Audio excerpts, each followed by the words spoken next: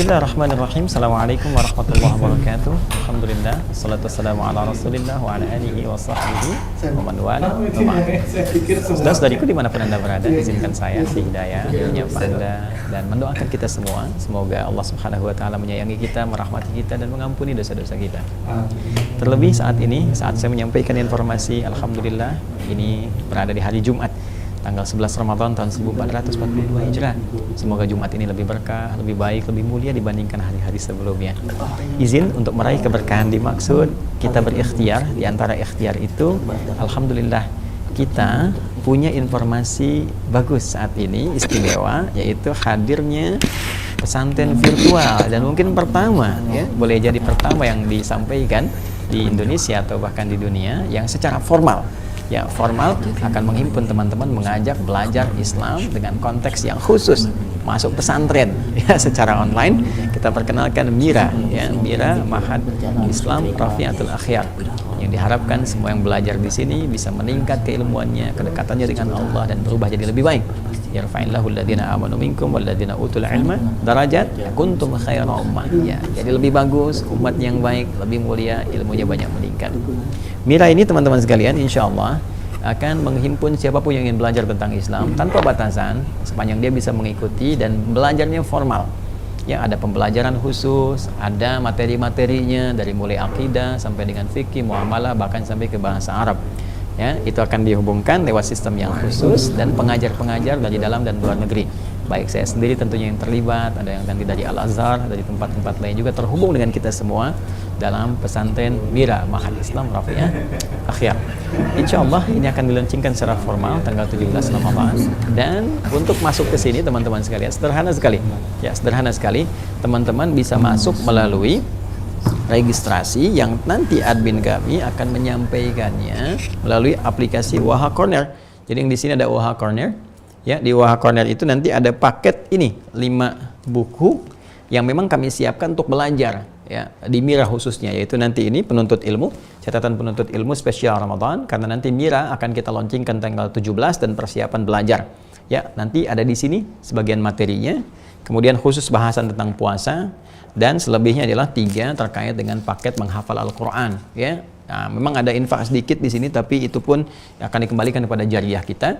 Anda dapatkan lewat Waha Corner, dan yang telah mendaftar ada sekitar 4.000 orang yang masuk sampai dengan hari ini kurang lebih. Itu akan otomatis oleh admin kami akan dimasukkan di input datanya dan disampaikan formulir untuk diisi. Jadi teman-teman yang menerima formulir di situ, teman-teman akan ditawarkan untuk bergabung. Kalau Anda berkenan silahkan. Dan nanti secara otomatis akan terhubung di Mira menjadi santri online, ya, Mira Ma'had Islam Rafi'ah Akhyar, dan semua akan formal. Tanggal 17 Ramadan kita akan sampaikan informasinya secara detail insya Allah.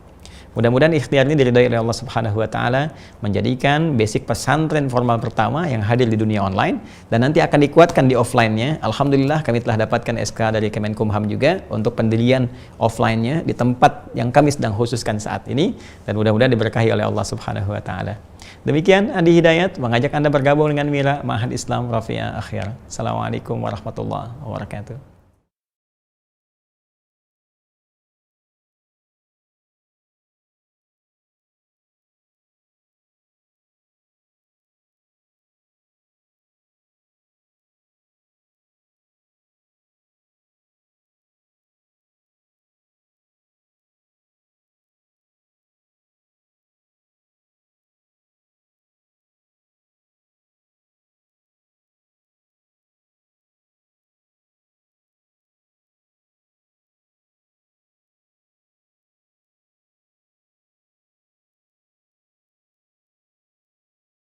Bismillahirrahmanirrahim. Assalamualaikum warahmatullahi wabarakatuh. Waalaikumsalam warahmatullahi wabarakatuh.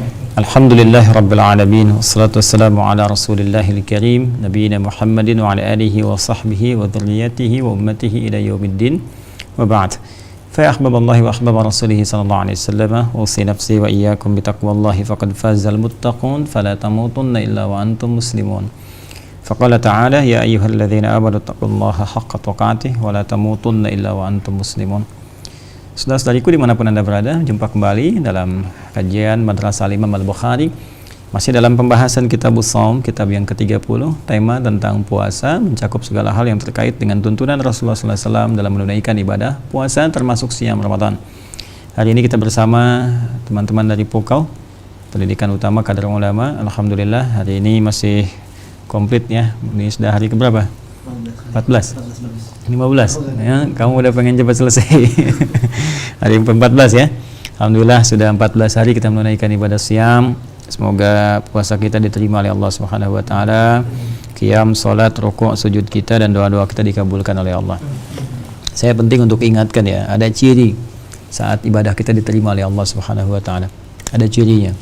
Nah, di antara ciri-ciri itu nanti yang pertama itu adalah ada perubahan ya pada keadaan diri kita. Itu standar itu. Ya, perubahan pada keadaan pada diri kita itu dua standarnya. Jadi yang pertama, ada ketenangan yang lebih dibandingkan dengan sebelumnya. Itu ciri ibadah. Karena semua ibadah itu di Al-Quran disebut dengan zikir. Zikir. Ya, misalnya kita sholat itu disebut dengan zikir. Ya, Quran surah ke-20 Taha ayat ke-14. Ya, innani anallahu la ilaha illa ana fa'budni wa aqimis salata li dzikri. Jadi fungsi sholat di situ disebutkan oleh Allah untuk berzikir pada Allah Subhanahu wa taala. Jadi kalau kita sedang sholat, sedang berzikir. Baca Quran itu zikir. Baca Quran ya, di Quran surah ke-15 Al-Hijr di ayat ke-9, inna nahnu nazzalna dzikra wa inna lahu lahafizun. Kami yang telah menurunkan Al-Quran sebagai zikir. Jadi kalau kita sedang baca Al-Quran itu sedang berzikir ya, wa inna lahu lahafizun, dan kami yang menjamin, kata Allah, akan menjaganya. Itu menunjukkan bentuk ta'zim, menggunakan kata inna, bukan bentuk jama' kepada Allah, bukan, karena Allah itu ahad, ya, tidak beranak, tidak diperanakan, tidak berjama'. Di situ bentuknya untuk ta'zimun nafsi wa ta'zimus sya'ni. Jadi kalau ada bentuknya kayak inna, nahnu, inna anzalna dan sebagainya, itu dua maknanya, ta'zimu nafsi wa ta'zimus sya'ni. Ta'zimun nafsi menunjukkan keagungan, ya, keagungan Allah Subhanahu wa taala dalam konteks firman Allah. Kemudian yang kedua, ta'zimus sya'ni, ya, kedahsyatan informasi yang disampaikan. Jadi saking dahsyatnya informasi yang mau disampaikan, maka Allah menggunakan bentuk keagungan dirinya. Nah, ini menunjukkan sesuatu yang penting. Ya, jadi di sini Al-Qur'an ketika digunakan sebagai zikir, maka Al-Qur'an sangat penting. Ya, makanya kalau kita sedang ingin mendekat kepada Allah, itu kan meningkatkan kedekatan, zikir. Ya, itu bisa menambah iman, kan? Kemudian memberikan pendekatan lebih. Di Quran surah ke-8 Al-Anfal ayat kedua. Innamal mu'minuna alladzina idza dzikirallahu wajilat qulubuhum wa idza tuliyat alaihim ayatuhu zadatuhum wa ala rabbihim tawakkalun. Ya, inna anzalnahu fi lailatul qadar. Ya, malam al-qadar kan menggunakan kata inna kan. Ya, inna di sini menunjukkan keagungan Allah dan akan menyampaikan informasi yang sangat dahsyat yang beda dengan informasi lain-lainnya. Kemudian juga menghafal, apalagi ya, baca aja udah zikir, apalagi menghafal kan. Makanya orang menghafal kayak orang zikir kan. Ya, bismillahirrahmanirrahim. Inna fi khalqis samawati, kadang-kadang goyang kan, ke bawah-bawah tuh. Ya, itu udah fitrah kita ke bawah begini tuh. Ya. Nah, makanya 4 kali disebutkan menghafal Quran dibandingkan dengan membaca biasa. Zikirnya 4 kali. Ya, Quran surah ke-54 kan? Al-Qamar ayat berapa? 17. Ayat berapa? 22. Ayat 32, ayat 40. 17, 22, 32, 40. Walaqad yassarnal Qur'ana li dzikri fahal mim muddakir. Ya, kita pasca salat tuh berzikir kan? Subhanallah, alhamdulillah, Allahu akbar, zikir. Itu di Quran surah ke-4 An-Nisa ayat 103. Fa idza qadaitumus salata fadhkurullaha qiyaman wa qu'udan wa 'ala junubikum. Ya, sama, doa juga zikir. Berdoa zikir kita. Berdoa itu sedang berzikir, kita berdoa berzikir.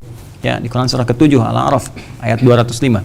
Masih ingat? Wadhkur nafsaka, ya, wadhkur rabbaka fi nafsika tadarruan wa khifatan aduna jahri minal qaul. Ya, wadhkur rabbaka fi nafsika, wadhkur. Jadi berdoalah, sebutlah nama Allah ya dalam jiwamu itu dengan penuh ketawaduan, penuh pengharapan. Nah, jadi itu zikir. Nah, semua tadi itu doa, salat, istighfar, tasbih, tahmid, kita baca Quran, ngapalin Quran. Nah, itu semua zikir. Fungsi zikir yang paling utama adalah menenangkan jiwa. Quran surah 13 tuh ayat 28, ala bidzikrillahi tatmainnul qulub. Jadi kalau orang-orang itu ibadahnya meningkat, ya bagus, itu salah satunya dampak terbesarnya ada ketenangan pada jiwanya.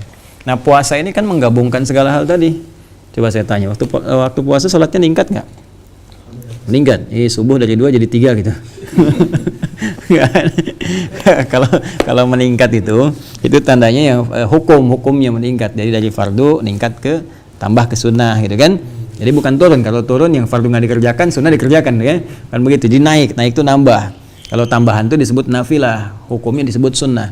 Ya, jadi tambahan dari yang fardu yang hukum wajib itu, ya itu nafilah namanya. Makanya tahajud disebut oleh Al-Qur'an dengan nama nafilah. Ya, Quran surah ke-17, masih ingat Al-Isra ayat 79. Wa minal laili fatahajjad bihi nafilah, ya kan? Nafilah. Itu tambahan. Nafilah itu asalnya buntut dari hewan tuh ya. Kalau ada ekornya itu dari hewan, nah itu kayak sapi itu nafilah. Sesuatu tambahan tapi menyempurnakan. Ya, pernah lihat sapi nggak? Ya, sapi tanpa ekor. Pernah nggak? Saya tanya, sapi tanpa ekor masih bisa jalan nggak? Masih bisa makan? Masih bisa, aktivitas macam-macam. Tapi kayaknya kayak nggak sempurna gitu kan? Ekornya kemana gitu kan? Nah gitu, monyet tanpa ekor bisa beraktivitas nggak? Bisa kan? Tapi ketika ekornya nggak ada gimana? Anda cari ekornya kan? Nah jadi itu nafilah namanya. Jadi tahajud itu, memang kalau nggak tahajud nggak apa-apa. Ya nggak apa-apa, mesti dapat yang pokok dan sebagainya. Cuma ada yang nggak kita dapatkan, ada sesuatu gitu kan? Nah itu nafilah namanya. Nah di Ramadan kita ini meningkat sholat kita. Sholat meningkat, doa meningkat nggak? Meningkat, ya meningkat. Pasti doa meningkat. Baca Quran meningkat nggak? Meningkat. Orang sekarang ini orang udah banyak hataman kan? Gitu. Jadi zikir meningkat, ya bayangkan tahajud meningkat, sholatnya meningkat, Quran meningkat. Kemudian juga baca interaksi doa meningkat, semua meningkat. Artinya apa? Kalau puasa kita benar karena ibadah tadi meningkat, artinya tenang itu lebih banyak yang dirasakan pada jiwa. Jadi orang puasa itu harus lebih berubah perilakunya, lebih tenang, lebih nyaman, kan? Ya, yang kedua menikmati ibadah, kenikmatan pada ibadah. Jadi kita kayak ngejemput ibadah nih, udah malam, alhamdulillah malam tarawih lagi. Ya jadi persepsinya udah beda, bukan malam tarawih, ya tarawih. Aduh, imamnya si Cepi lagi, misalkan. udah bacanya Al-Baqarah 1 rakaat, ya kan? Nah itu kan, ya misal gitu. Nah itu ini menunjukkan bahwa ada sesuatu yang kurang hadir dalam jiwanya. Jadi ada kenikmatan. Itu yang disebut halawatul iman namanya. Ketika perasaan kita menyenangi hukum-hukum Allah Subhanahu wa taala, menyenangi apa yang Allah tetapkan. Nah, itu coba dicek sampai hari ke-14. Ya udah lebih tenang belum, kan? Kemudian ibadahnya udah terasa enak belum, baca Qur'annya dan sebagainya. Itu dicek. Insya Allah kalau itu bagus, nanti yang lainnya akan nyusul. Kayak perubahan pada diri, meninggalkan yang jelek-jelek gitu kan. Ya terus ya berubah lebih baik lah. Insya Allah ya. Nah dalam rangka itu kita belajar petunjuk dari Rasulullah SAW. Kita masih di kitab ke-30, Kitabus Shaum. Sekarang masuk bab keberapa? 9. Alhamdulillah. Bab ke-9, nomor hadis 1904. Ya 1904. Berarti kalau di bab kitab ini sendiri sudah 14 hadis ya. Dengan ini kita bahas dari awal sampai akhir Al-Bukhari sampai di sini sudah 1904. Bismillah, siapa baca? Ihsan, Ihsan, bismillah. Babun hal Bismillahirrahmanirrahim. Bismillahirrahmanirrahim. Nah, apa dalilnya baca bismillah? Kullu amrin dzibalin la yubda'u fihi bismillahirrahmanirrahim fa huwa abtar. Setiap perbuatan baik yang tidak kita kemudian awali dengan nama Allah, membacakan bismillahirrahmanirrahim fa huwa abtar. Makna abtar aqta', maka terputus nilai pahalanya. Ya, jadi kita dapat bacaan, dapat ilmu, cuma keberkahannya kurang. Maka bismillah itu penting dihadirkan. Kalau tahu kita doanya, langsung baca doanya. Ya, saya bangun tidur ada doanya kan? Ada doanya. Pekerjaan kita baknya di situ ada 14 makna.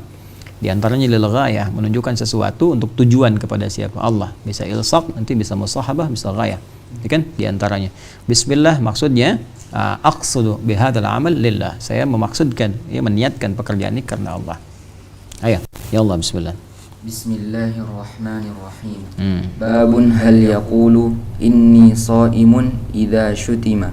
Nah, ini tanda tanya ya. Baik. Babun hal yaqulu inni shaimun idza syutima, kan? Baik, babun. Nah, ini tuh coba lihat kalau kalian perhatikan dan teman-teman dimanapun Anda berada, kalau kita simak, masih ingat setiap hari kita membahas ini selalu ada variasi. Coba lihat setiap bab pindah-pindah itu, yang satu babu, yang kedua babun, gitu kan? Apa bedanya babu dengan babun? Ya bedanya harokat, yang pertama u, kedua un. Wah, jadi kalau u, bambu, apa itu penyandaran namanya ya, disandarkan. Ini ma'rifat bisa ma'rifat semua karena nanti ada sifat, ya kan? Ada badal juga di dalamnya. Cuma di sini kita ingin katakan bahwa ini variasinya, uslub gaya bahasanya bagus sekali supaya nggak bosan. Ya kita menggunakan pertama penyandaran. Penyandaran itu idhofat namanya ya, idhofat, sesuatu yang disandarkan untuk menunjukkan kekuatan. pada apa yang dimiliki atau pembahasan yang terkait. Ya, jadi kalau saya katakan ini kitab buku, ya ini kitab siapa nih? Ya, kitabnya Joni misalnya kan, ini kitab kan banyak tuh. Ya, ini punya siapa? Ini punya siapa? Ini punya siapa? Nah, maka ada yang berkata, ada kitabi, punya saya gitu kan. Ada kitab Ihsan, punyanya Ihsan. Jadi ketika kitabnya sudah dilekatkan dengan nama, ini punyanya Ihsan, maka ini lekat dengan Ihsan, nggak bisa sembarangan orang pakai. Kalau masih umum bisa pakai, ke masjid banyak Quran, semua orang bisa ngambil. Tapi ketika dikatakan misalnya ada Quran fulan, punya si fulan, ya kan, maka nggak bisa sembarangan orang pakai kan?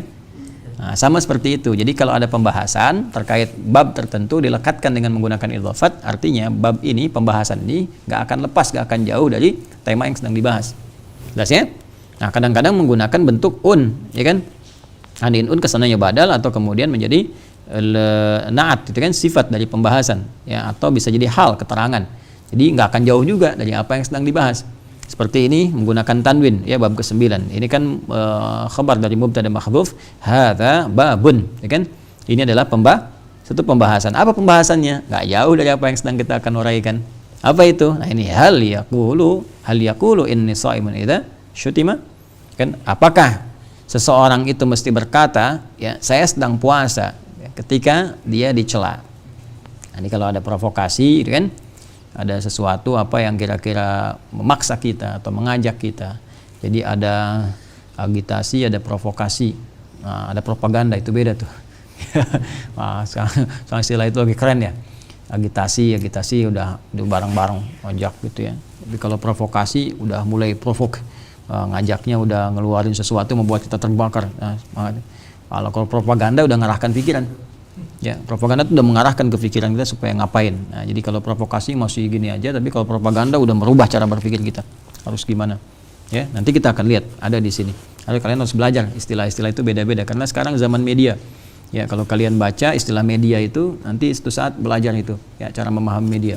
Saya dulu belajar di Timur Tengah dan di I'lam pelajarannya tentang jurnalistik, ya. Jurnalistik itu nanti penting sekali. Sekarang kayak gini. Misalnya kenapa terorisme dikaitkan dengan Islam, ya kan? Terus selalu Islam radikal, Islam misalnya ada liberal, ya kan? Islam apa lagi kalian tahu? Islam ekstrim, Islam macam-macam. Kok kenapa Islamnya gitu? Padahal Islam itu kan ajarannya. Ya, Islam itu bingkainya. Yang ekstrim itu kan orang. Ya, ketika orang salah mempelajari jadi ekstrim. Padahal banyak orang Islam yang lainnya enggak kan? Berarti yang salah bukan Islamnya kan? Orangnya kan? Nah, ada persepsi yang ingin dibangun bahwa nih Islamnya salah. Jadi ketika orang menilai Islam ya agama yang salah gitu, ya, atau dia ingin mengacaukan ajaran-ajaran dalam Islam sehingga mengkotak-kotakan Islam yang sebetulnya hanya satu, ya kan? Nanti dibikin nih kalau menjadi Islam moderat kayak gini, ini kayak gini. Padahal dari dulu Islam satu, ya kan? Apa ada di zamannya Nabi misalnya apa zaman Abu Bakar Islamnya ini Islam B, kan nggak ada, Islam satu aja kan? Ya, orang-orang aneh ada, orang yang salah memahami itu ada, orang yang belajarnya nggak benar, orang yang asal benar sendiri, ada yang seperti itu sehingga menjadi ekstrim. Yaitu bukan hanya di dalam satu ajaran agama. Kalian masuk kampus juga apa semua orangnya benar? Ya, saya tanya begini, kalau ada orang korupsi, coba lihat alumni mana tuh? Ya, kampusnya nggak yang salah. Si Joni dari kampus A misalnya, dia ya, misalnya diajak korupsi sama temennya, misalkan apa disalahin kampusnya? Kan nggak pernah saya misalnya ngelihat ada KPK ngumumkan ini adalah koruptor dari kampus A. Pernah nggak begitu? Hah? Nah, sekarang kalian mesti jeli itu. Kenapa kalau ada terorisme selalu Islam yang dibawanya? Islam. Pernah nggak kalian dengar teroris dari agama lain? Nggak pernah ada kan? Coba lihat. Nah, itu ada. Kalian harus belajar sampai ke situ, memahami ini apa maksudnya. Nah, ISIS misalnya, ISIS kan Islam juga yang dibawanya. Kenapa Islam yang dibawa ke situ? Untuk mengesankan ini loh, ada propaganda besar. Propaganda itu cara merubah cara berpikir. Sehingga orang-orang itu ada Islamfobia namanya, ketakutan terhadap Islam. Cara berpikirnya udah salah. Ya, kenapa sebelum kejadian bom-bom ini dan sebagainya kan dari dulu Islam gitu-gitu aja kan? Dulu nggak ada begini, ya kan? Setelah 11 September kan banyak kayak gini kan? Nah, itu dibaca, dipahami, belajar seperti itu sehingga kita bisa menyesuaikan dan menerangkan kepada masyarakat bahwa Islam nggak seperti itu dengan akhlak, ya kan? Bukan hanya dengan kata-kata, perang pemikiran dengan pemikiran lagi kita buktikan lewat akhlak kita, ya, lewat tampilan kemuliaan, lewat kampanye-kampanye kebaikan. Nanti itu mundur sendiri. Jadi ada teorinya begini, kalau kiranya peci itu nggak masuk ke kepala, jangan kepalanya dipotong, pecinya sesuaikan. Jadi kalau orang yang salah, jangan kepalanya yang dipotong gitu, jangan Islamnya, ya, orangnya perbaiki, ya, kembalikan kepada keadaan. Kadang-kadang sekarang ini cara berpikir orang tuh beda-beda. Ya misalnya kalau jenggotan, oh teroris nih, ya celana cingkrang teroris nih. Padahal yang ledakin dulu di Sarinah itu, wih pakai celana jin tuh, pakai celana jin, sepatu kets kan, pakai topi. Kenapa nggak ada sekarang yang pakai topi teroris? Nah itu kan, nah itu harus penting kalian. Pakai jubah ke Arab-Araban, kadrun misalnya kan, Pangeran Diponegoro pakai jubah. Itu bukan pangeran Arab, pahlawan nasional itu, ya kan? Nah itu yang seperti itu tuh, hal-hal demikian ya. Jadi kita jangan ikut-ikutan nyela-nyela istilah-istilah, tapi kita menjelaskan dengan logika yang benar. Ya sekali lagi dengan logika yang benar. Dan jangan ada satu dalam jiwa kita perasaan membenci, perasaan misalnya ingin menyakiti orang, nggak perlu. Kita bersih aja. Tapi menerangkan kepada orang bahwa logika itu tidak benar. Ya, logika jawab dengan logika lagi. Nah, nanti kalau kalian rajin ibadah, rajin baca Quran, benar itu dengan sendirinya nanti ada dalam benak kita tuh. Ya, Islamic worldview namanya, cara pandang keislaman yang benar, dan kerangka itu Allah berikan karena di Al-Qur'an itu penuh dengan jalan berpikir yang lurus. Ya, inna hadza siratan wa anna hadza siratim mustaqima fattabi'uhu wa la tattabi'us subul. Jadi kalau kita mengikuti cara pandang Al-Qur'an pasti benar, logikanya akan mudah dijawab yang kayak gitu tuh. Ya, saya pernah ditanya dulu masalah satu tokoh liberal gitu ya. Ustadz itu kan yang sampai ya ke saya informasinya, menunaikan sholat itu fungsinya mencegah perbuatan keji dan mungkar. Nah, sholat tanha 'anil fahsya'i wal munkar. Berarti kalau saya udah bisa mencegah perbuatan keji dan mungkar, nggak usah sholat lagi. Ayo, gimana tuh? Ya kan? Sholat fungsinya buat apa? Mencegah perbuatan keji dan mungkar. Inna sholat tanha 'anil fahsya'i. Berarti kalau kita udah bisa mencegah perbuatan keji dan mungkar, nggak melakukan keji dan mungkar, berarti nggak sholat lagi. Karena tujuan tercapai kan? Nah jawaban tuh nggak usah panjang-panjang, sampaikan aja bro, gitu kan? Nah gitu kan, bro brokoli, ini bro brokoli, ya katakan aja yang kayak gini tuh, meninggalkan sholat tuh termasuk perbuatan mungkar, udah tinggalin. Ya, tinggalin aja, baca buku, kalau udah buka ngopi gitu kan, atau kalian minum teh gitu. Meninggalkan sholat itu termasuk perbuatan mungkar. Jadi selama dia meninggalkan sholat, dia masih mengerjakan perbuatan mungkar. Selesai gitu ya. Nah, gitu, nggak usah dibayangin ya. Terus kalian katakan, paham gak Yance gitu. Nah, Yance yang cepat ya gitu ya, gitu ya. Oke, yuk teruskan. Tuh kan udah mulai paham ya pemirsa. Tapi kalau Joni orangnya ada nanti ya, Yance juga ada insya Allah, ntar kita tunjukin. Kalian udah tahu belum? Belum ya. Kemarin Joni dapat paket dari pemirsa. Nah, baiklah. Ayo teruskan. Bismillah, kita ngaji dulu. قال حدثنا إبراهيم بن موسى أخبرنا هشام بن يوسف عن ابن جريج قال أخبرني عطاء عن أبي صالح الزياتي أنه سمع أبا هريرة رضي الله عنه يقول قال رسول الله صلى الله عليه وسلم قال الله كل عمل بني آدم له إلا الصيام فإنه لي وأنا أجزي به والصيام جنة وإذا كان يوم صوم أحدكم فلا يرفث ولا يضخم فإن سبه فلا يرفث ولا يصخب كان يصخب فلا يرفث ولا يصخب فإن سبه أحد أو قاتله فليقل إني امرؤ صائم والذي نفس محمد بيده لخلوف فم الصائم أطيب عند الله من ريح المسك للصائم فرحتان يفرحهما إذا أفطر فرح وإذا لقي ربه فرح بصومه وأخرجه Muslim nomor hadis 1151. Ada yang ditangkap gak dari sini?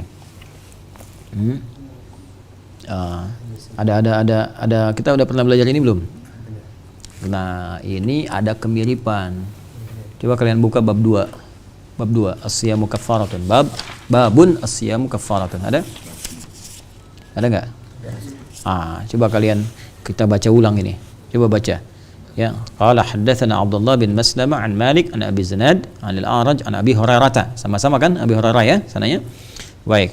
Radhiyallahu ta'ala anhu anna Rasulullah sallallahu alaihi wasallam qala as-siyamu junnatun fala yarfuth wala yajhal wa in imru'un qatalahu aw syatamahu falyaqul inni sha'imun marrataini. Kan? والذي نفسي بيده لا خلوف فم الصائم أطيب عند الله تعالى من ريح المسك يترك طعامه وشرابه وشهوته من أجل الصيام لي وأنا أجزي به والحسنة بعشر أمثالها. Mirip kan dengan yang tadi? Nah, mirip kan? Nah, sedangkan di sini pembahasannya tentang apa? Babun ya. Apa? Fadli shaum. Ya, bukan yang as-shaumu kaffarah. Bab 2 itu bab fadli shaum. Tadi saya sebut as-shaumu kaffarah. Fadli shaum, keutamaan puasa. Nah, gini. ada 3 hal di sini yang harus kita pelajari dulu. Satu, ya, Al-Imam Al-Bukhari itu orangnya faqih, tahu hukum-hukum ya dalam agama, sehingga nalarnya cepat menangkap dalam satu keterangan ini ada berapa kasus gitu. Ya, kadang-kadang dalam satu hadis bicara beberapa kasus. Ya, jadi kasusnya oleh beliau itu diperinci. Ya, misal di hadis ini, oh ini mengandung keutamaan puasa. Ada kan? Satu. Oh ini mengandung tips dari Nabi supaya menghindari provokasi. Ada gitu kan? Oh ini mengandung lipatan pahala, ya, penggandaan pahala. Ada. Maka dari sini beliau membuat sebuah bab, ya, supaya lebih mudah untuk mencernanya. Ya, kadang-kadang kalau kita satukan semuanya, kita kan nggak nangkap ini kemana maksudnya. Ya. Tapi kalau kita bikin subbab sendiri, ya, bikin topiknya sendiri, misal bagaimana supaya saat puasa nggak diprovokasi orang, caranya bagaimana gitu kan? Nah kemudian bagaimana mendapatkan keutamaan puasa yang khusus, bagaimana dapat pelipat gandaan pahala. Ya, yang dipelajari hadisnya sama aja. Ya, tapi ini menunjukkan pada keutamaan-keutamaan tertentu. Makanya seringkali kemudian orang mengatakan ada pengulangan di Al-Bukhari, bukan pengulangan. Kalau di dalam bahasa Arab itu taksis li ma'nan jadid, mendatangkan sesuatu dengan pemaknaan yang baru, dan ini gaya bahasa Al-Quran. Coba kalian pernah dengar nggak yang ayat ini di Al-Baqarah dulu lah. Ya bani Israil adhkuru ni'mati allati an'amtu 'alaikum wa anni faddaltukum 'alal 'alamin. Disebutkan berapa kali? 2 kali. Satu ayat berapa? 47. Yang kedua? 122. Kan sama tuh. Diulang nggak? Bukan pengulangan, nggak ada pengulangan. Kalau diulang belum jelas. Dan Maha Suci Allah menyampaikan sesuatu yang nggak jelas. Jangan salah, di ilmu tafsir nggak ada pengulangan Al-Quran. Nggak ada pengulangan dalam Al-Quran. Laisa bitikrarin wa innama ta'sis li ma'nan jadid. Ya, jadi kelihatan kalimatnya kayak sama, padahal maknanya beda. Jadi bukan pengulangan di situ, ada penekanan. Ya, saya katakan begini di bahasa Indonesia misalnya. Ya. Saya melihat ular itu bisa mengeluarkan bisa yang sangat berbahaya. Bisa satu dengan kedua sama nggak? Saya melihat ular itu bisa mengeluarkan bisa. Tuh, pepeo. Anda mengulang kata bisa, ya kan nggak? Bukan begitu. Itu ada makna yang berbeda antara satu dengan kedua. Dan di Al-Quran dahsyat. Coba, fabi ayyi ala'i rabbikuma tukadziban. Berapa banyak tuh disebutkan? Ya kan? Itu satu kedua beda semua maknanya. Jangan dikira terjemahan sama kalian artikan sama lantas jadi bosan membacanya. Tidak, satu kedua tuh lain. Bahkan kalau kita baca Qurannya benar, itu rasanya tuh enak. Ada irama yang beda gitu dalam diri kita ketika membaca itu. Satu kedua, fabi ayyala pertama dengan kedua, ketiga, keempat lain. Ya.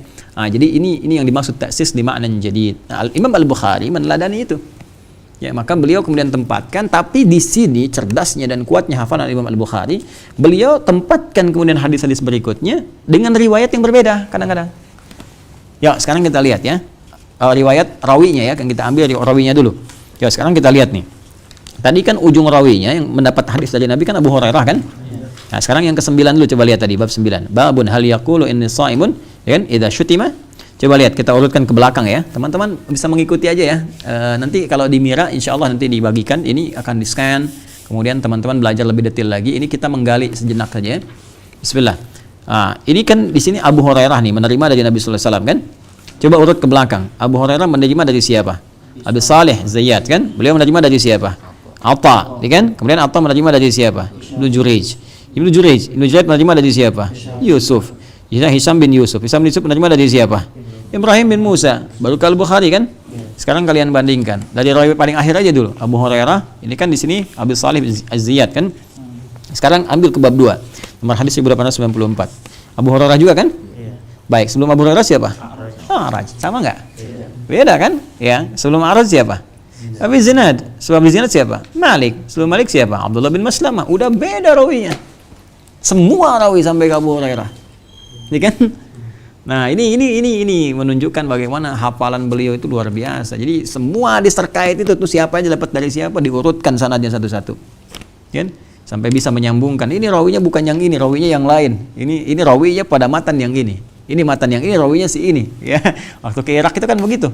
Waktu beliau diuji kan sama 10 syekh, masing-masing syekh menyampaikan 10 hadis, diacak semua sanadnya, diacak matannya. Dibalikin lagi. Ya, kalau kita mungkin acak-acakan baliknya kan, udah acak diacak-acak lagi gitu kan. Kayak main Lego diputar-putar nggak nyambung-nyambung kan. Nah, tapi ini tidak diurutkan awal sampai akhir dan ini sempurna. Ya. Dan nanti kita akan temukan ternyata nanti di bab yang ke-9 itu asal hadisnya, originalnya dari situ yang hadis qudsinya. Hadis qudsinya. Kemudian ketika didengar kemudian oleh rawinya Abdullah bin Maslamah sampai ke Abu Hurairah yang selanjutnya ke A'raj itu, yang bab yang kedua, hadis nomor 1894 itu. Nah, itu kan disampaikan lagi oleh Nabi. Boleh jadi kan terima disampaikan lewat kesempatan yang lain kan? Nah, orang lain lagi yang hadir atau Abu Hurairah sama juga disampaikan lagi kemudian dengan bahasanya, dengan pemaknaannya. Bisa jadi yang aslinya itu yang bab yang ke-9. Ya kan? Kemudian ditanya lagi ketika A'raj nanya, ya kan? Ya, maka disampaikan dengan bahasanya karena hadis boleh diriwayatkan dengan makna. Itu beda dengan Al-Qur'an. Kalau Al-Qur'an harus lafaz dan maknanya. Ketika qala Allah Ta'ala, Al-Qur'an harus sama. Ya kan? Makanya dari zaman Nabi sampai ke sekarang nggak ada yang berubah. Alif lam mim, alam tara, sama-sama alam bacaannya beda. Ya kan? Nah, jadi sama-sama alam bacaannya bisa beda. Karena itu saya ingin tekankan bahwa teman-teman sekalian, penting bagi kita untuk mengamati hal-hal demikian tuh. Tapi kalau hadis bisa beda, lafaznya, mananya sama. Jelas ya? Mananya sama. Jadi kalau saya mau nyampaikan lagi, boleh dengan bahasa saya. Bahkan dengan bahasa Indonesia misalnya, yang penting maknanya dipahami. Tapi jangan keluar dari riwayat ini. Jelas ya? Ya, bisa jadi misalnya beda nomor, beda ini, beda itu, tapi intinya sama gitu ke situ. Itu boleh kalau hadis. Jelas ya?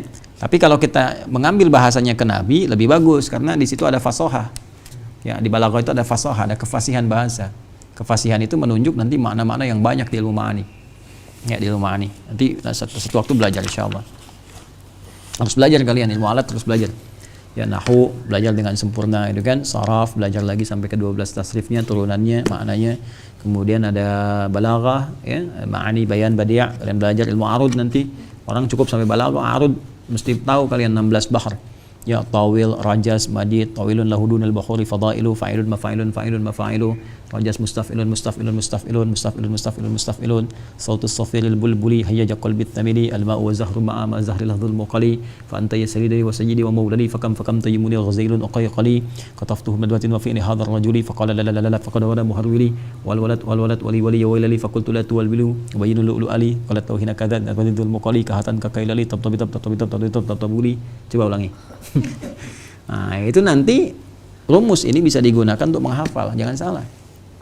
Ya, nazam itu bisa digunakan untuk hafalan. Makanya alfiyah itu dari rumus rajas yang tadi, mustafilun, rajas muzdawaj namanya. Mustafilun. Ini kalamuna lafdhun mufidun kastaqim wasmun wa fi'lun thumma harfunil kalim wahiduhu kalimatun wal qawlu wa kalimatun biha kalamun qad bil jarri wat tanwini wan nida wa al wa musnadin lismi tamyizun hasal bitafa'alti atat wa ya if'ali wa nunik balanna fi'lun anjali. Nah, gitu cara belajarnya. Nanti itu bisa kita bikin. Ya, nanti dari nazam tadi kita bahkan bisa mengingat suasana, menerangkan apa. Makanya orang Arab itu menuangkan sejarah mereka lewat syair. Ya, Omar itu paling sering meliti. Ya, kalau ada syair-syair orang Arab itu diteliti karena itu kehidupan mereka dulu. Kalau kita pengen tahu dari situ. Ya, Imre el-Qais misalnya kan lagi ngapain jam segitu? Ya, di hari itu sore ada di mana, dia sedang ngapain, ada di syairnya. Paham ya? Nah, ini kita kesini lagi. Bismillah. Nah, jadi di sini teman-teman sekalian kita kembali ke yang aslinya dulu, bab yang ke-9 itu kan. Ini yang aslinya. Jadi yang redaksi langsung yang Nabi sampaikan yang dari firman Allah Subhanahu wa taala, kemudian diriwayatkan dengan makna dari yang sebelumnya telah kita pelajari. Satu kesatuan. Hanya yang ingin ditekankan oleh Al-Imam Al-Bukhari adalah satu aspek yang penting. Apa di bab 9 ini? Menjaga diri dari provokasi. Ya, biasanya kan orang kalau disebutkan keutamaan larut kan, semangat kan? Tapi lupa. Kenapa? Bahwa ada tantangan dalam pengerjaan segala hal itu. Sama penting dengan begini, pengen ke surga? Pengen disebutkan semua keindahan surga, begini kan? Tapi nggak pernah belajar durinya. Lubangnya di mana, nerakanya di mana, nggak pernah belajar. Kalian pengen pergi nih sekarang ke Bandung. Pengen berangkat misalnya ke Bandung ya. Tapi nggak pernah tahu mana jalan yang cepat, mana jalan yang rusak dan sebagainya. Berangkat aja tiba-tiba ban kempes. Bahaya kan? Nah, itu sahabat yang rajin menggali hal-hal yang paradoks itu yang berlawanan, yang anti, ya kan? Nah, itu namanya Hudzaifah bin Al-Yamani.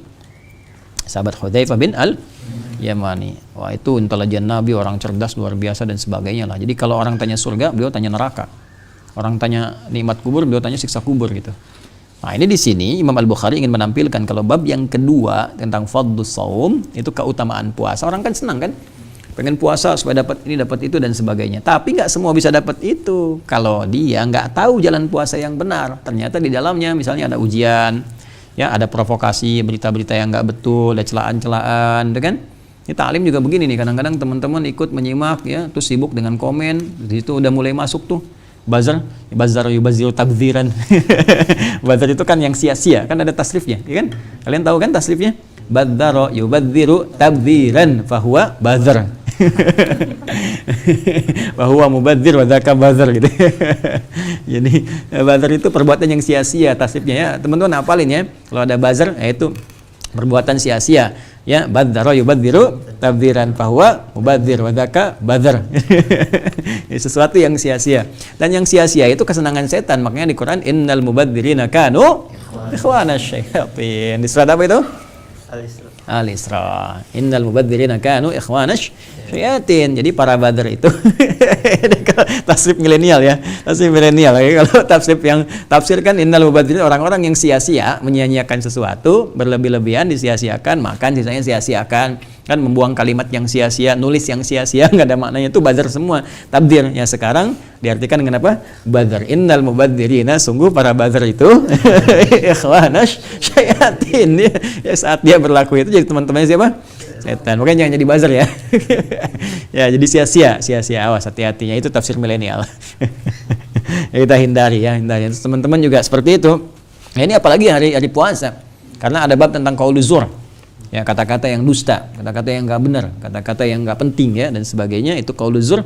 Nah, yang hadis yang kemarin yang saya bahas ya, kalian belum ada bab yang ke-8 tentang bab malam yada qauluz zur, apa namanya? Wala amal bihi fi shaum, yaitu bab yang ke-8. Nanti Allah enggak penting perlu dengan puasanya. Oh, nanti udah jadi ada ini, awas jangan ada potongan video nih. Utuh ya tampilkan gini. Tapi apa-apa, sampaikannya dari Ustaz Adi gitu kan, tasrif badar dalam dalam bahasa Arab. Badzara yubadziru tabdziran fahuwa mubadzir wa dzaka badar. Baik, innal mubadzirina kanu ikhwanasy syayatin. Sungguh para badar itu. Baik, bismillah ya. Qala حدثنا إبراهيم بن موسى أخبرنا هشام بن يوسف عن ابن جريج قال أخبرني عطاء عن أبي صالح الزيات أنه سمع أبا هريرة رضي الله تعالى عنه يقول قال رسول الله صلى الله عليه وسلم. Ini langsung قال الله عز وجل. Ini kalau sudah قال الله عز وجل dalam hadis disebut hadis apa? Qudsi. Dinisbatkan kepada sifat Allah Al-Qudus. Ya, Al-Qudus yang berarti apa? Suci. Ya, ada suci dari segala yang kotor, segala yang salah, segala yang buruk dan sebagainya. Artinya apa? Ya, informasi ini akan menyampaikan segala hal, jalan-jalan menuju kebaikan, kesucian, terhindar dari yang buruk-buruk dan sebagainya. Ya kan? Sekaligus untuk membedakan dengan tingkatan hadis biasa. Ya. Karena hadis ini maknanya langsung diberikan oleh Allah Subhanahu wa taala, ilhamkan kepada Nabi, kemudian Nabi menyampaikan dengan lafadznya. Jelas ya? Jadi lafadznya dari siapa? Nabi sallallahu alaihi wasallam ya. Kemudian maknanya dari siapa? Allah Subhanahu wa taala. Kalau lafadz dan maknanya dari Allah itu Al-Qur'an namanya. Ya, itu apa? Al-Qur'an. Dan beribadah dalam membacanya. Kalau hadis tidak beribadah, mengamalkan, belajar beribadah. Tapi bacanya sendiri nggak dihitung pahala setiap hurufnya. Tapi kalau kita dalam konteks belajar dihitung pahala. Sekali belajar 10. Ya, Quran surah 6 ayat 160. Man jaa'a bil hasanati falahu aslam salih. Kalau Quran setiap hurufnya. Ya, makanya kalau baca hadis kalian nggak usah pakai tajwid. Ya. Misalnya haddatsana Ibrahim bin Musa akhbarana, nggak usah. Ya, biasa aja. Haddatsana qala kita. Tapi kalau Al-Qur'an harus pakai tajwid ya. Wa idzibtala Ibrahim rabbuh ya, dan seterusnya. Taib, ya, qala Allah azza wa jalla, Allah Subhanahu wa taala berfirman dalam hadis qudsi, kullu amali ibni Adam lahu illa as-siyam. Ya, semua pekerjaan, aktivitas, amalan anak cucu Adam, ya kan? Lahu itu berlaku untuknya. Illa as-siyam, kecuali as-siyam tuh, ya. Kan saya katakan di awal waktu kita membahas pengertian saum dan siyam kan? Baik ya. Jadi di sini tegas sekali Allah menegaskan menggunakan kalimat siyam, bukan saum. Walaupun yang ada di kitab saum, karena kitab saum mencakup semua tentang menahan, ya kan? Masih ingat ya? Tapi kalau kita bicara tentang siam, yaitu puasa dengan ketentuan, dengan syaratnya yang kita ikuti, bukan puasa biasa, bukan cuma nahan biasa, tapi semua hal terkait dengan ketentuan Allah Subhanahu wa taala. Karena itu di Al-Qur'an semua praktek puasa yang punya ketentuan menggunakan kata as-siyam. Disebutkan berapa kali? 9 kali dalam Al-Qur'an. Kalau saum berapa kali? 1 kali. Jadi kalau saum sekali, as-siyam 9 kali. Jadi di sini teman-teman sekalian, ini fa innahu li, teruskan dulu, wa ana ajzi bihi. Aku yang secara personal menilai dan memberikan pahalanya. Ya? Maka puasa yang ditunaikan untukku itu aku yang menilainya dan memberikan pahalanya. Ya, jadi kalau amalan kita biasanya itu dituliskan malaikat. Ya. Dituliskan malaikat. Ada malaikat raqib dan malaikat atid, ya. Di surat Qaf, ya, siapa yang hafal? Raqibun, baik, ya. Wa ma yalfidhu min qaulin illa ladaihi raqibun atid. Ada raqib, ada atid. Itu mencatat amalan. Ya, kalau baik dicatat dengan kebaikan, kalau buruk dicela, dicatat dengan keburukan. Atada itu kan mencela, atid itu mencela. Jadi dia tuliskan tapi nyela. Kenapa sih kamu kerjain? Ya, kalau bisa hapus itu kan dengan minta bertobat. Makanya kalau kita berbuat salah, hati kita itu menentang. Kan di jiwa kita itu ada malaikat membisikin. Ya, di jiwa takwa kita. Di Quran surah 91 ayat 7 sampai 10. Masih ingat? Wa nafsi wa ma fa'alhamaha taqwa. Jadi di jiwa takwa itu malaikat bisikin. Di jiwa fujur, nama lainnya nafsu, itu setan bisikin. Makanya takwa dengan nafsu itu berlawanan. Kalau kita pengen meningkatkan takwa harus bisa nahan nafsu. Makanya nafsu itu ditahan lewat puasa supaya takwa meningkat. La'allakum tattaqun. Nah, takwa itu disebutkan setidaknya 115 kali dalam Al-Qur'an dengan derivasinya. Nafsu 115 kali. Yang bisikin takwa itu malaikat. Malaikat disebutkan 88 kali dalam Al-Qur'an. Yang bisikin nafsu setan. Setan disebutkan 88 kali. Itu sama persis. Jadi makanya ketika kita membuat sebuah hal yang baik, itu didorong kan di hati kita. Ya Allahu Akbar, adzan cepat, adzan siap-siap. Pernah begitu? Nah, itu malaikat. Nah, begitu kemudian selesai adzan, setan bicara, baru adzan, belum qomat. Ya kan? Tapi begitu kita sedikit tertinggal, ya kan? Atau kita mau mengabaikan, kan ada celaan di jiwa kita kan? Nanti aja sholatnya. Kan hati kita berkata, jangan begitu. Ya, jangan ditinggalkan. Nah, itu malaikat mencela. Kalau kita sengaja tidak sholat, dituliskan, tapi ada bersalah dalam diri kita, itu kita menyalahkan diri sendiri, itu lawamah itu. Ya, ada di surat Al-Qiyamah, la uqsimu biyawmil wa la uqsimu bin nafsin. Nanti dari kiamat mulai kita mencela diri kita sendiri. Kenapa saya dulu begitu, kan? Nah, di dunia itu ditampakkan lewat malaikat tadi, malaikat atid menulis nih kejelekannya, cuman membisikkan ke kita, kenapa kamu kerjakan itu, kan? Dicela, itu jelek gitu. Perbaiki. Makanya di hati kita sering kita setelah berbuat salah itu kan ada begitu ya. Nah, pengen kita perbaiki lagi. Kalau perbaiki, dihapus lagi sama malaikat. Itu amalan biasa. Tapi puasa siam yang mengikuti ketentuan Allah, bukan puasa biasa. Jadi bukan sekedar tahan lapar, tahan haus, itu kan? Kemudian dari subuh nunggu buka, baru sahur udah tanya jam berapa buka, baru buka tanya jam berapa sahur gitu kan. Jadi puasanya seperti itu, ya. Nah, ini puasa-puasa yang hanya sekedar tahan lapar, tahan haus saja, bukan yang begitu. Nah, kalau puasa yang begitu ya itu terabaikan. Ya, apalagi puasa sambil diisi dengan maksiat. Ya, itu itu yang tidak tepat ya. Tapi kalau kita kembali kepada ketentuan Allah, di sini menyebutkan kata as-siyam. Bahkan di ayatnya juga begitu, ya ayyuhalladzina amanu kutiba alaikumus siyam. Jadi puasanya, kalau kita puasanya ingin dinilai oleh Allah, Allah melihat. Kalau Allah melihat itu sudah. Artinya Allah udah pasti melihat semua amalan hambanya, tapi memperhatikan dalam konteks ini, ya. Kalau kita ingin diperhatikan oleh Allah, dapat perhatian dari Allah, ikuti ketentuannya. Kalau sudah dapat perhatian, doa dikabulkan, dosa diampuni dan sebagainya. Makanya itu kebesaran-kebesaran yang kita bisa dapatkan dari Allah Subhanahu wa taala, ya. Maka di sini ada kesan kepada kita menyampaikan bahwa kalau puasa kita ingin dinilai oleh Allah, ya kan? Ingat ya, ini ilmu belum tentu dapat nih. Ya, pemaknaan seperti ini. Karena terjemahan biasa hanya mengatakan ya semua pekerjaan, semua amal anak Adam itu untuk dia gitu kan. Illa siyam, kecuali puasa, karena puasa itu untukku, ini kan terjemahan selalu begitu kan. Dan aku yang memberikan balasannya. Lebih dalam daripada itu sebetulnya adalah puasa itu Allah yang nilai. Di sini puasa itu Allah yang nilai, kita niatkan karena Allah dengan kata asyam. Asyam di sini mengikuti ketentuan Allah. Kan? Sebab begini, orang puasa itu kan antara dirinya dengan Allah. Ya, antara dirinya dengan Allah. Dia bisa aja masuk kamar, bisa makan, kenapa dia nggak lakukan? Coba. Minimal kan awalnya takut batal puasa kan? Ya kan? Tapi lebih daripada itu, orang yang benar puasanya takut Allah melihat kok. Jelas ya? Karena itu disebut asyamuli. Tapi lebih pemaknaan daripada itu, Allah yang menilai. Jadi untuk khusus puasa, kalau benar ditunaikan, Allah memberikan penilaian. Dan orang itu, orang yang puasa, saya, Anda, kita merasakan, semua kita kerjakan karena Allah. Nah kalau sudah begitu puasanya, wa ana ajzi bihi, dan Allah akan memberikan langsung pahalanya berdasar ukuran keikhlasannya. Itu. Jadi kalau sudah Allah yang memberikan, rahasia ini. Ya, Allah bisa perintahkan malaikat, tiba-tiba ihsan puasa, catat, yang harusnya 10.000, kan? Afaf 1.000, ya. Sataufik 10.000, ya kan? Kita nggak bisa protes. Kok ya Allah Sataufik 10.000, itu kan? Sataufik koordinator, nggak bisa, nggak bisa, kita nggak tahu kan? Fasilitator kan dapat juga ya. Hadisnya apa? Hah? Masih ingat nggak? Hadisnya apa? Ayo, hah?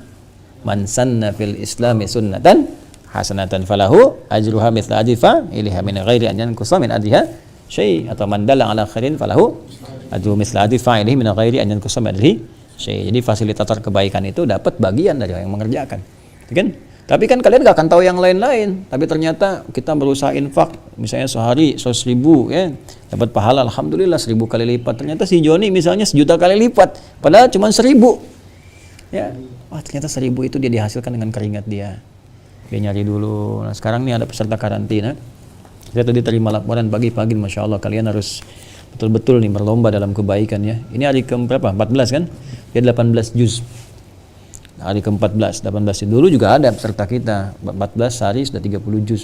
Ada dulu ya waktu kita masa-masa offline di luar pandemi. Tapi yang ini istimewanya, ini karantina virtual, dia sambil jualan, dagang, dia jualan gini. Tapi dia konsisten, waktu menghafal dia menghafal, setoran dia setoran. Itu dapat 18 juz, Allah kasih 18 juz dalam 14 hari. Nah, itu luar biasa gitu ya. Nah, kita mesti belajar pada orang-orang seperti itu. Kita nggak tahu gitu ya. Kadang-kadang dengan keringat sendiri terus dapat cuma 2.000, 1.000 dipakai infak. Ya, nanti ada kisah di antara putra Harun ar-Rasyid. Kalian belajarlah dari orang-orang soleh. Kita itu punya lengkap semua, bukan fiksi. Ya, Anda mau cari apapun di Islam lengkap semua. Tokoh-tokoh dulu inspirasi banyak, yang ilmuwan, yang ahli ini, ahli militer. Wah, hebat-hebat lah semuanya, yang di militer, diplomat, birokrat. Wah, semua ada contohnya. Yang dahsyat-dahsyat itu. Jadi kita nggak ngarang-ngarang, nggak ada di Islam Batman misalnya kan, apalagi siapa temennya Robin, musuhnya nanti ada siapa Joker, siapa lagi sih, ya, atau misalnya Satya Baja Hitam, Ex-Robo, Ex-Bio, Kota Rominami, Tendangan Maut, ya, apa Belalang Tempur gitu. Saya hafal, tahu saya, ya, tapi saya nggak terlalu inilah nonton yang kayak gitu kan, cuman saya tahu ya, karena dalam dunia kita mengajar kan mesti ada, tahu ya, siapa lagi misalnya Songgoku, Songgohan. Ya, siapa lagi? Saya tahu yang nulisnya itu Susuke Watanabe. Kalian belum tentu tahu tuh. Yang mau tanya Manchester City menang, saya tahu tuh. Ya, 1-0 lawan Tottenham Hotspur. Nah, saya tahu gitu. Liga Super Eropa dibatalin ya saya tahu. Kalian belum tentu tahu tuh. Ya, jadi di kita ada semua, bukan fiktif kita. Superman nggak ada apa-apa. Kita mah real. Ya, mau coba panglima terhebat siapa? Khalid bin Walid ada. Yang Ali bin Abi Thalib dahsyat. Siapa lagi misalnya? Abu Ubaidah bin Al-Jarrah ada. Ya, semua bukan fiksi, ada semua. Nah, Barat itu karena nggak punya yang begitu, makanya ngarang-ngarang gitu. Yang harus kita ikutin, yang harus kita ikutin. Ya kalian pulang dari sini beli baju Batman, ngapain? Nggak ada kerjaan. Mendingan buka. Makanya kalian belajar di kitab-kitab tuh, gali lagi, belajar lagi. Jangan ninggalin kitab-kitab ulama-ulama dulu itu. Karyanya lengkap. Ya, akhbar misalnya azkiya, ya informasi seputar orang-orang pintar sejagat. Itu dari zaman dulu udah ada ditulis. Ya, sebelum Michael Hart itu menuliskan 100 orang berpengaruh sedunia, itu udah ada sebelumnya. Ngikutin aja itu, udah ada. Bahkan yang paling dahsyat sampai ke hewan terpintar sampai hewan yang paling kurang pintar. Ada akhbarul ahmaq. Informasi seputar yang terbodoh sepanjang zaman, ada juga dibikin tuh. Ya, ada Kitabul Hayawan, ada Al Hayawan, karya Jahif itu ada tentang bab hewan-hewan, ada klasifikasi tumbuhan, lengkap lah. Gitu, cuman jarang ngaji aja. Begitu ngelihat Arab nih baru dibacain sedikit, padahal kita bicara tentang kitab hewan, bacain amin nggak ada hubungannya. Harus pintar kalian, harus pintar, lebih pintar daripada saya. Kalian harus belajar yang betul, nggak cukup dengan amin. Kalian harus berusaha belajar yang betul, ya. Wasiyah, teruskan wa ana ajzi bihi. Nah, ini kalau Allah sudah berkehendak, maka lipatan pahalanya kita nggak tahu. Makanya di sini puasa itu, teman-teman sekalian, pentingnya untuk kita ketahui adalah hubungan kita dengan Allah. Makanya jaga jangan sampai pahala berkurang. Jelas ya? Jaga jangan sampai pahala Kurang. Untuk menjaga itu Allah kasih aturan. Nah, kita harus tahu aturannya apa gitu. Nah, maka teruskan. Wasyamu junnatun. Saya sudah terangkan, ya kan? Dan puasa yang benar itu akan menjadikan kalian punya perisai. Terjaga dari keburukan. Udah saya terangkan. Jadi teman-teman mohon izin ya bagi yang bergabung di sini. Ini asyamu junnatun ini sudah saya terangkan di bab yang kedua pada masa itu. Tolong kembali balik. Saya terangkan tentang jinnah, jannah, junnah, perisai yang tak tampak. Intinya junnah itu perisai yang mencegah kita dari perbuatan maksiat. Ya. Jadi ikuti aturan Allah, jangan terpancing bermaksiat selama puasa. Kalau ingin pahala dilipat gandakan oleh Allah. Gitu, paham cara memahami ya? Ngerti kan? Nah, jadi kalau kita teruskan puasa, semua amal anak cucu Adam itu bagi dirinya sendiri, ya kan? Artinya dicatat oleh malaikat kembali kepada dia kecuali puasa yang ditujukan untuk Allah Subhanahu wa taala mengikuti aturannya, fa innahu li, maka itu adalah khusus untukku, maksudnya Allah yang menilai, wa ana ajzi bihi, dan Allah memberikan pahalanya. Wasyamu junnatun, dan puasa yang tunaikan dengan benar itu akan menghasilkan perisai-perisai kebaikan, mencegah dari perbuatan maksiat. Nah, apa buktinya? Kalau kita sudah mendapatkan junnah dalam puasa dan mengikuti hukum Allah dan berpotensi dilipat gandakan pahalanya. Baca Quran biasa 10, tiba-tiba satu huruf 100, huruf 1000, kan itu luar biasa tuh.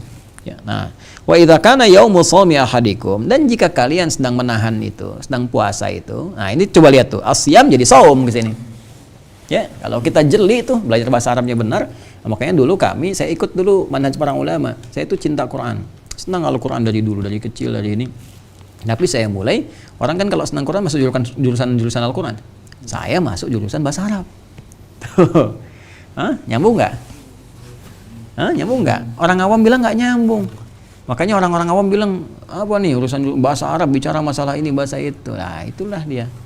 Karena awam, ya awam tuh kan nggak harus dimarahi. Awam tuh dijelaskan. Kalau masih nggak jelas, ya nggak usah dijelasin lagi. Ya nggak apa-apa gitu kan, tawakal pada Allah, jelaskan dengan hati yang lembut, dengan hati yang baik. Ya. Nah, para Imam Syafi'i dulu, wah bahasa Arab tuh terus didalami dan sebagainya. Untuk apa? Untuk memahami bahasa Quran. Sekarang gimana mau nafsirkan Quran kalau nggak ngerti bahasanya?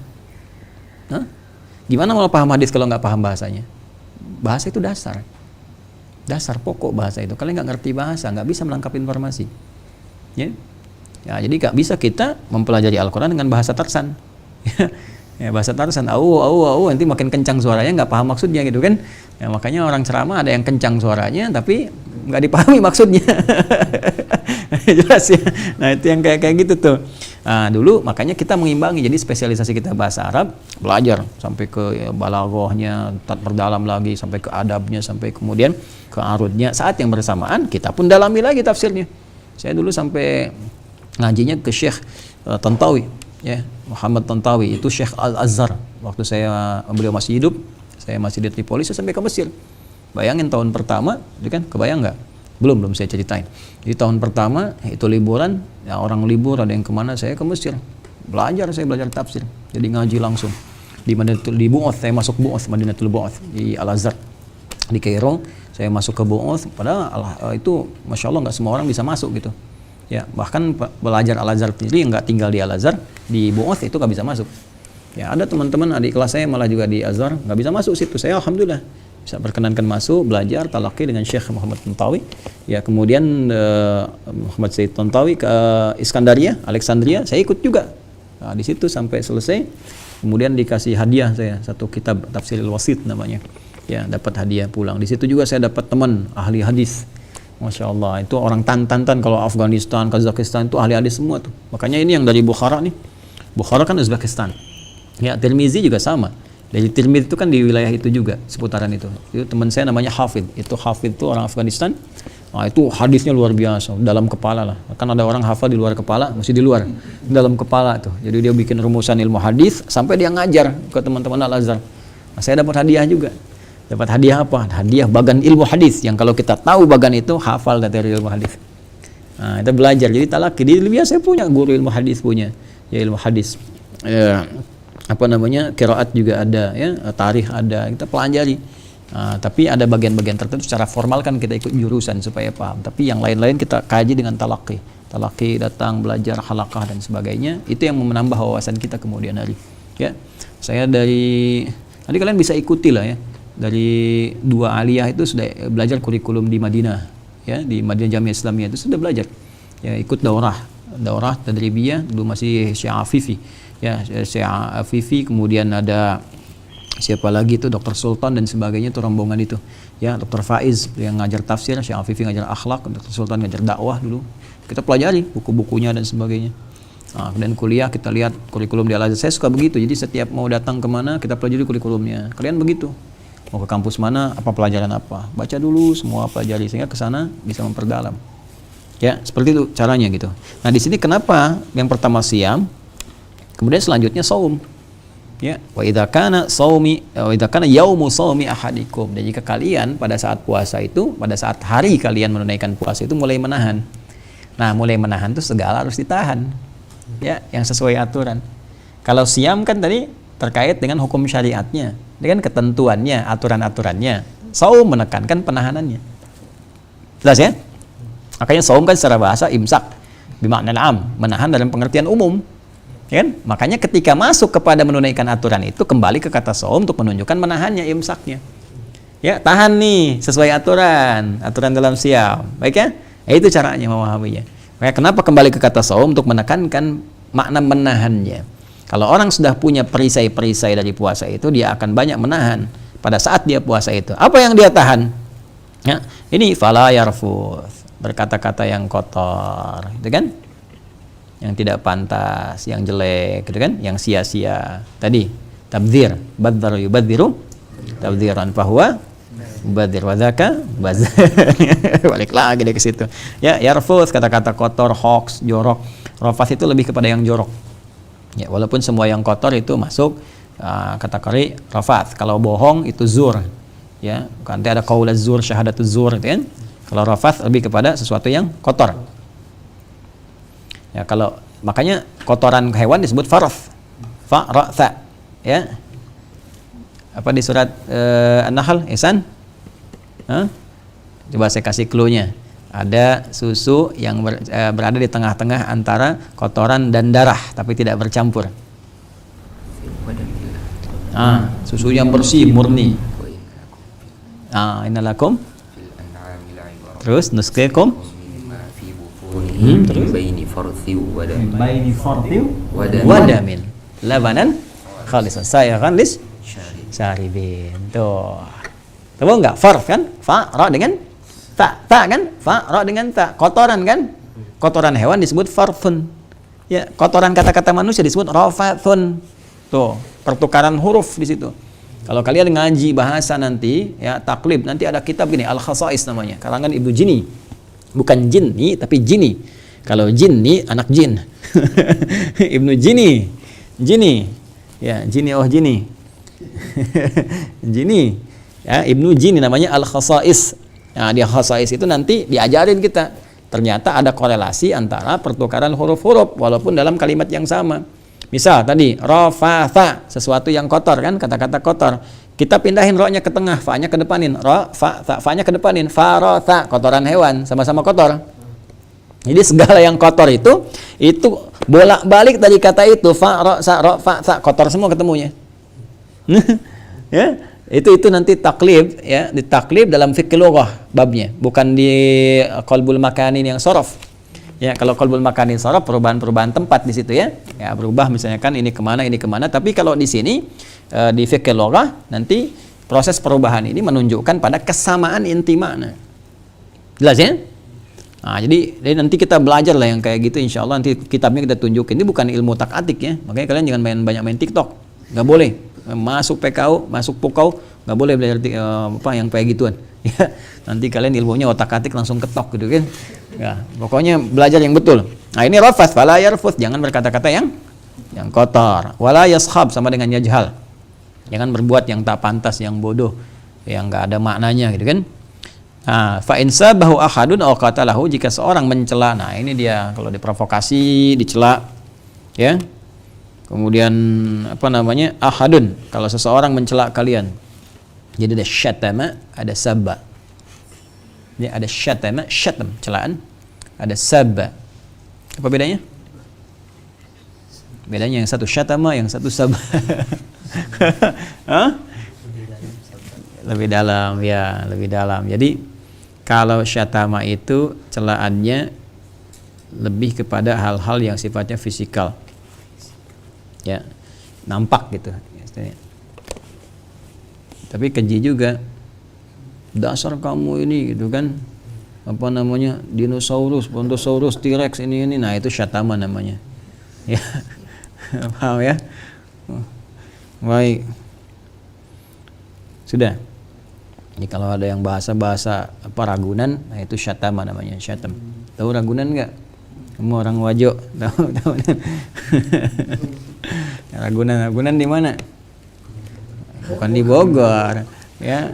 Kalau di Bogor Taman Safari, ya. Kalau Ragunan di Pasar Minggu, ya. Ragunan kamu hafalin nih, ya, main-main ke Jakarta. Ragunan di Pasar Minggu, tulis itu ya. Tukang cukur Pasar Senen, ya kan?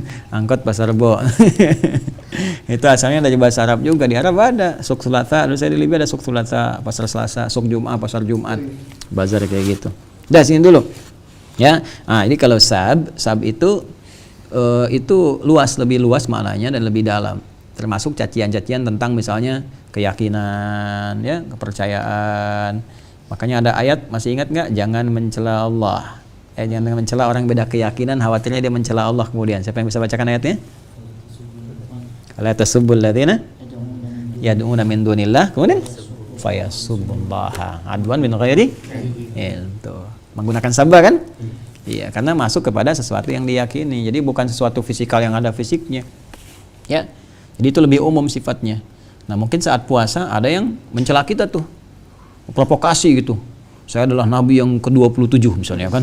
Wah, puasa kalian tuh puasanya lalim, puasanya kalian begini, ya. Misalnya apa? Taruhlah misalnya siapa gitu ya. Cep Ujang misalnya kan udah apa bicara saya nabi kesekian, puasa kalian gini. Nah, itu kan udah masuk sabba namanya. Nah, kalau nabi katakan, nah ini hadis qudsi pasti kejadian. Pasti terjadi. Jadi kalau ada yang kayak gitu nggak usah aneh. Benar rupanya gitu kan. Nah, itu 15 abad yang lalu udah ada. Jadi itu telat lahir tuh. Ada yang begitu, itu telat. Jadi kalau ada yang kayak gitu, ente telat gitu. Kasih tahu, kita nggak usah mencela lagi. Namanya puasa kan menahan. Jangan terprovokasi. Tahan aja. Ya nanti juga malu sendiri gitu kan. Ya, yang kayak jangan difasilitasi di media sekarang karena nggak ngaji hadis medianya. Nggak ngaji, nggak belajar. Makanya buat difasilitasi, bikin wawancara, biarin aja hilang sendiri. Ya, hilang sendiri, cuma nanti hal yang terkait SARA dan sebagainya bergerak pihak keamanan, Kamtibmas, ya, keamanan tertiban masyarakat. Ini orang bikin nggak tertib nih, udah ambil aja, tangkap dan sebagainya, selesai. Gak usah difasilitasin. Apalagi kita puasa, tapi di sini membuktikan kebenaran hadis. Hadisnya benar apanya? Dan pasti benar ya. Hadisnya sahih. Ya, Allah berfirman di hadis qudsi, nyampaikan nanti saat kalian puasa mungkin ada yang provokasi. Di hadis lain kan isyatamahu. Ya kan? Coba buka yang bab kedua itu tadi. Coba kalian cek nih. Wah, ini meru'un qatalahu aw syatamahu. Ya, mungkin berselisih, mencela kalian. Dasar hidung kamu kayak kucing idiot, gini. Keluar kata-kata yang nggak pantas misalnya kan. Nah, itu kan pribadi. Tapi ada juga yang menyoal keyakinan kita, menyoal kepercayaan, menyoal puasa, menyoal apa. Itu sabba. Yang pertama apa? Syatama. Jelas ya? Nah, maka kalau kita puasanya benar, tahan. Lebih dahsyat lagi doakan. Kalau doakan dia itu kan begini, jangan dibalas. Nah, dibalas itu nggak tepat situ. Ya? Baik. Jelas ya?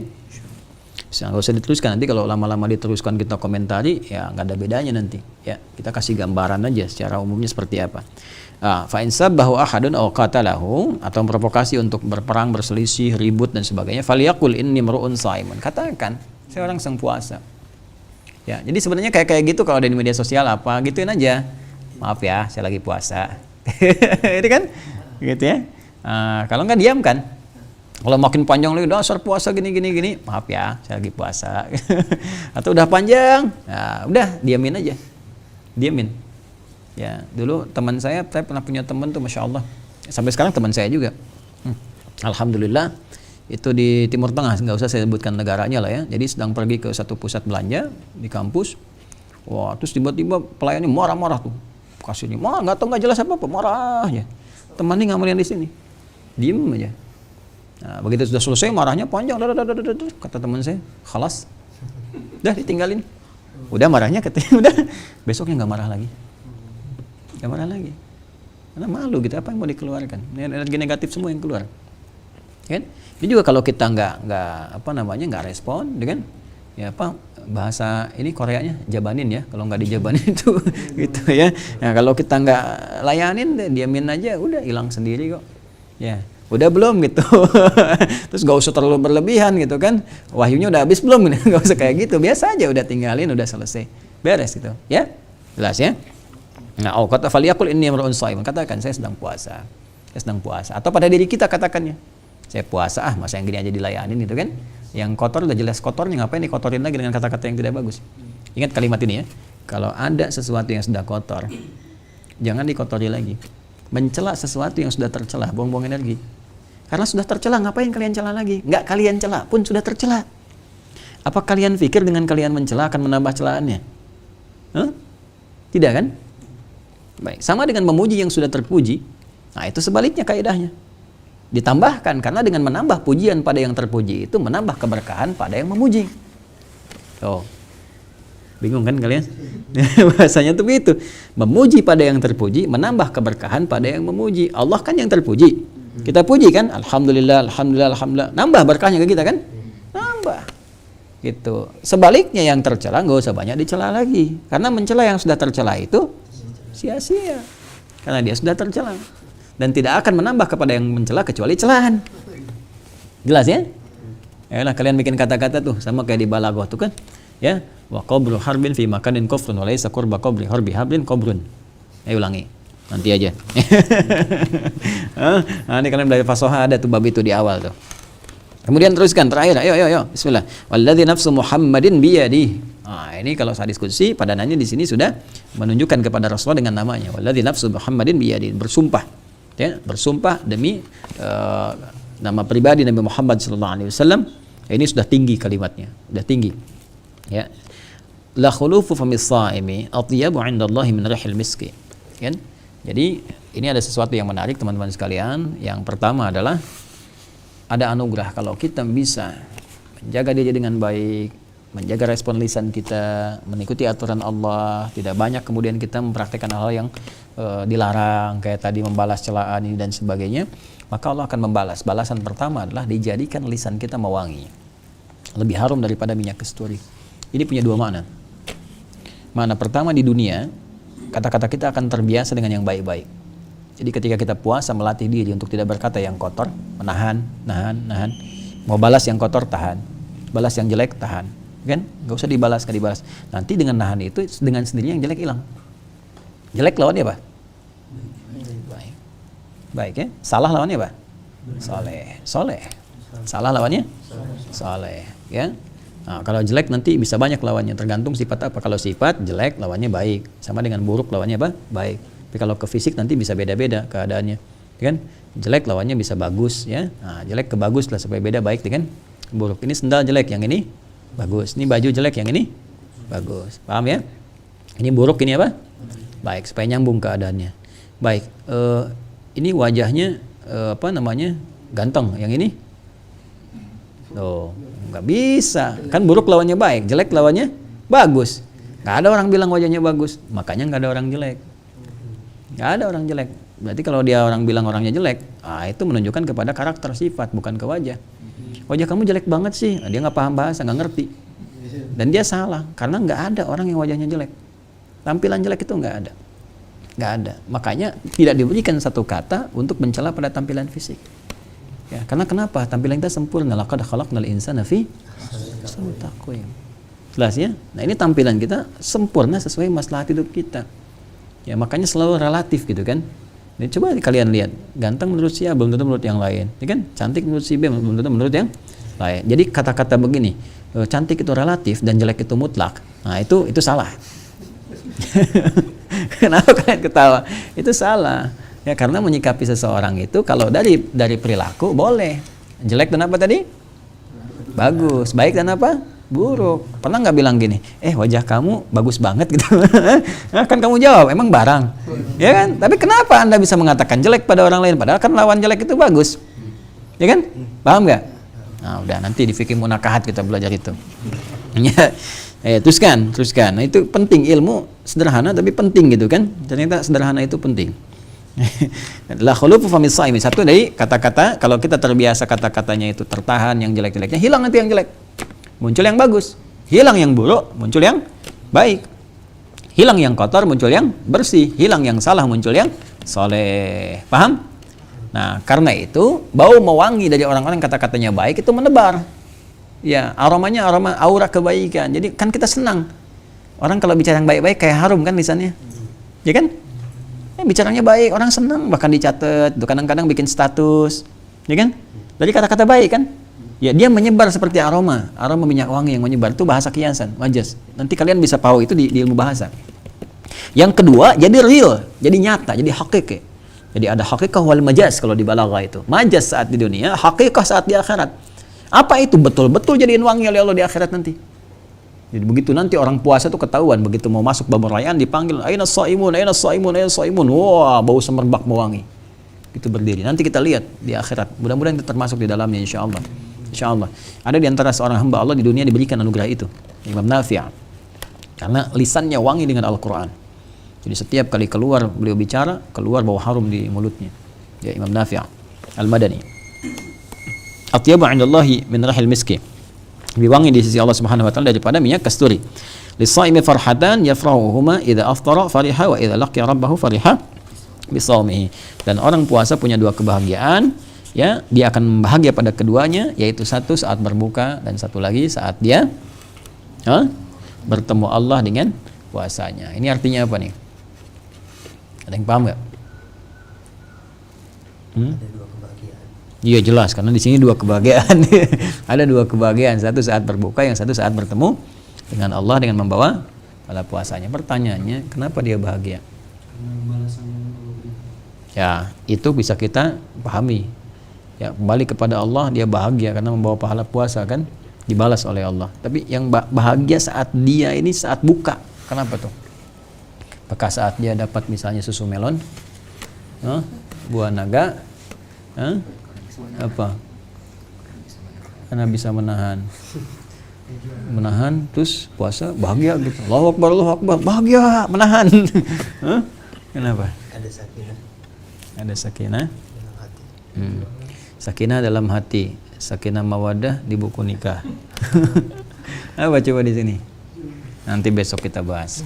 Insyaallah. Kita cukup dulu sampai di sini dulu supaya nggak terlalu panjang-panjang sulit mengamalkan ya. Pemirsa, besok kita akan berjumpa kembali insyaallah. Meneruskan bagian terakhir di sini, apa yang dimaksud kebahagiaan di sini, bagaimana cara kita mendapati kebahagiaan itu dan seperti apa gambarannya. Insyaallah besok kita akan lanjutkan dalam serial yang ke-15. Masih dalam Madrasah Al-Imam Al-Bukhari. Ada banyak hal yang bisa kita dapatkan dalam pembahasan kita hari ini. Namun demikian, bila semua hal kebenaran yang kita dapatkan sesuai dengan petunjuk Allah dan Rasulnya, maka silahkan diamalkan dengan ikhlas dan semoga Allah membalas kebaikan-kebaikan itu. Tapi jika ada kekurangan, kesalahan, dan memang mungkin boleh jadi karena ilmu saya yang kurang atau kekurangan terbatasan dari pribadi, saya mohon dimaafkan. Kalian pun nanti bisa cari referensi-referensi ya dari guru-guru lain, masyayikh lain, mungkin bisa melengkapi kekurangan-kekurangan yang saya telah sampaikan tadi, atau ada beberapa hal yang bisa disempurnakan, dan semoga Allah memaafkan, mengampuni, dan merahmati kita semua.